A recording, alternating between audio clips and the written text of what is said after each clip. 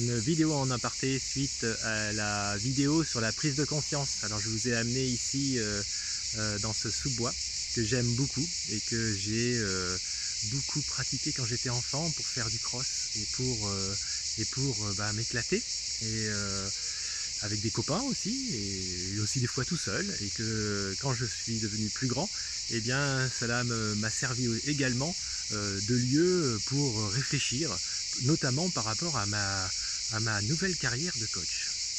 Voilà, donc ça a été un lieu pour moi extrêmement puissant. Donc je voulais vous parler de ce problème de prise de conscience et de cette situation que l'on peut régler rapidement dès lors qu'on a pris conscience. Donc cette situation de réunion sur lequel on peut revenir et faire, je dirais, réparer les dégâts qu'il y a eu, et aussi, surtout, intervenir de plus en plus tôt dans ce qui se joue en nous, en termes d'émotions qui sont en train de se batailler, en termes d'émotions qui est en train de prendre le contrôle sur nous, en termes de charge émotionnelle qui est en train de remonter à la surface, en tant que vague émotionnelle qui est en train de se ressurgir sur les autres. Donc on peut intervenir de plus en plus tôt et on peut corriger le tir très tôt, et ainsi être de plus en plus efficace dans son travail. Hein, parce que c'est évident que si on se met en colère pendant la réunion et qu'ensuite on fait comme si de rien n'était et les choses perdurent, ça va être la situation, je dirais, la pire. D'accord ? Si on est capable, après la réunion, de venir vers personne et en disant je suis désolé de ce qui s'est passé, j'étais pas d'accord, mais j'aurais pas dû réagir aussi comme ça, et voilà, et clarifier la situation, c'est déjà une bonne chose. Si on est capable pendant la réunion de le faire en séance, parce que du coup on en parle à tout le monde, pas forcément que à la personne dont on pense qu'on a qui a été le plus heurté, parce que des fois il y en a d'autres qui écoutent et qui ont été autant, sinon plus heurtées que celle qui a reçu ça en pleine figure, parce que peut-être qu'elle était il y avait un contexte entre vous. Et puis il y a ceux qui découvrent cette situation, mais qu'est-ce qui se passe? Ces gens-là, ils sont en train de se bagarrer et tout, c'est quoi ce service, c'est quoi cette équipe, c'est quoi ceci, c'est quoi cela. Donc c'est encore mieux de le faire en séance, après la charge émotionnelle, que après, puisqu'on peut donc clarifier cette situation en séance. Et puis surtout s'il y a eu quelque chose qui s'est passé, il est de bon ton de ne pas continuer sur d'autres points peut-être de la réunion et de clarifier cela.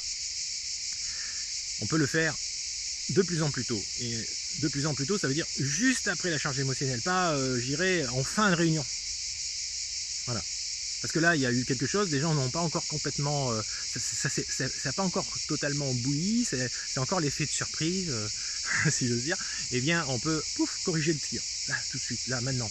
Arrêter avant que les petites histoires se génèrent au fil des minutes qui vont suivre cette charge émotionnelle et pendant cette réunion. Et puis on peut carrément le faire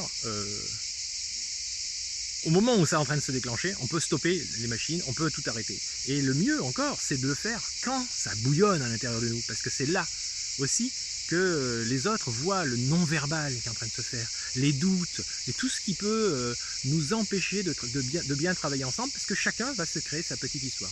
Je fais une vidéo un petit peu plus longue que les 3 minutes classiques, je m'en aperçois, j'en suis vraiment désolé. En tout cas, j'aime tellement le lieu, j'aime tellement aussi parler de ce sujet parce qu'il est tellement puissant, j'ai tellement aimé quand j'ai découvert cela, quand on m'a présenté cela.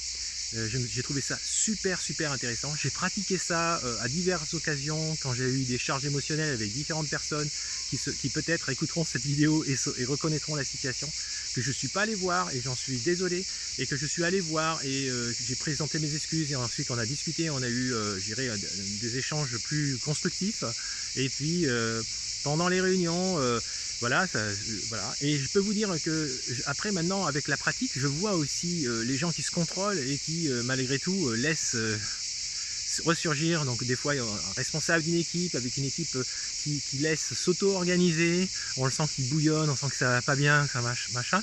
Je peux vous dire que ce genre de micro-attitude, de petits signes révélateurs, ça donne à l'équipe des indices.